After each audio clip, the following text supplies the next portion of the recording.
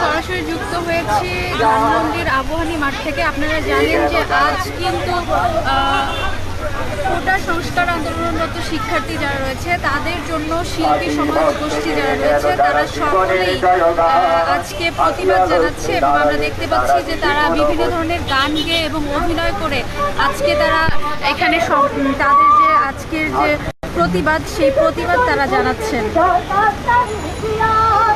দুর্গমগিরি কান্তারে বন্ধুর পরমার হে সঙ্গীত হবে রাত্রি নিশীতে যাত্রীরা হুঁশিয়ার রাত্রি মাতৃমন যাত্রীরা সাবধান। আপনারা দেখছেন যে বৃষ্টিকে উপেক্ষা করে কিন্তু শিল্পী গোষ্ঠী যারা রয়েছে তারা সকলেই এখানে অবস্থান করছেন এবং তারা দেখতে পাচ্ছেন যে বিভিন্ন ধরনের গান এবং অভিনয় দিয়ে তারা এখানে তাদের যে আজকের প্রতিবাদ সেই প্রতিবাদ তারা জানাচ্ছেন।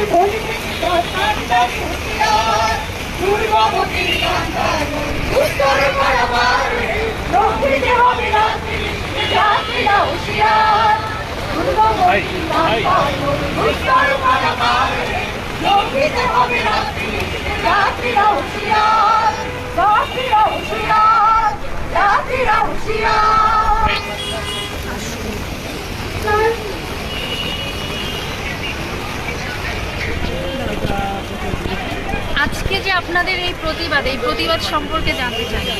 এটা সারা দেশ জানে কি প্রতিবাদ। আমাদের শত সন্তানের রক্তে আজকে দেশ স্নাত হয়ে গেছে, আপনারা জানেন, আপনারা দেখছেন। এখানে আর কি সারা দেশ আজ প্রতিবাদে মুখর, অথচ যারা খুনি তারা নিরবচ্ছিন্নভাবে মিথ্যা কথা বলে যাচ্ছে। আমাদের সন্তানদের এই বলিদানকে তারা ডিফেম করছে, তারা গুজব ছড়াচ্ছে।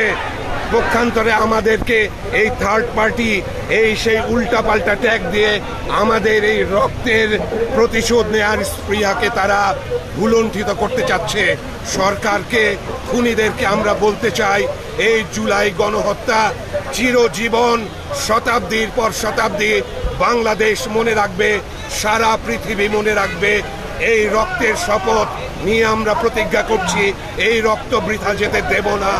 এই রক্তের শপথ, আমাদের শপথের প্রদীপ্ত স্বাক্ষরে নতুন অগ্নিশিখা জ্বলবে, আমাদের সংগ্রাম চলবে।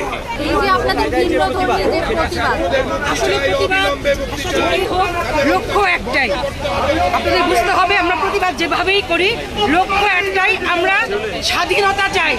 আমরা এই স্বৈরাচারের নিপাত যাক।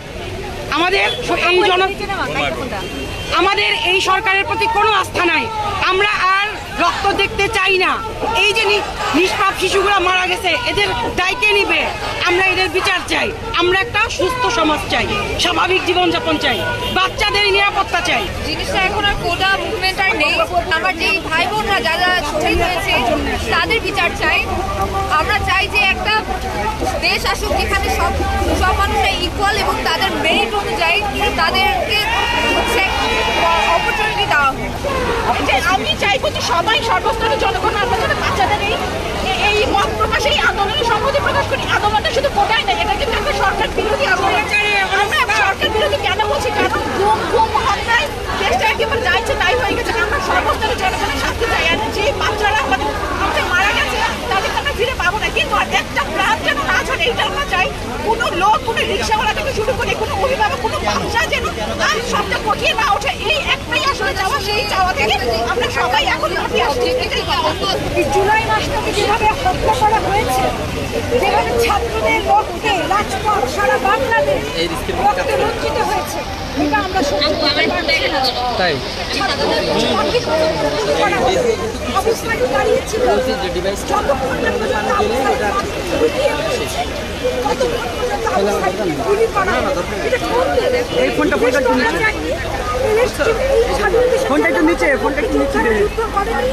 যে দেশে পানি খাবে বলে মুক্তি এসেছিল, মুক্তিকে গুলি করা হলো।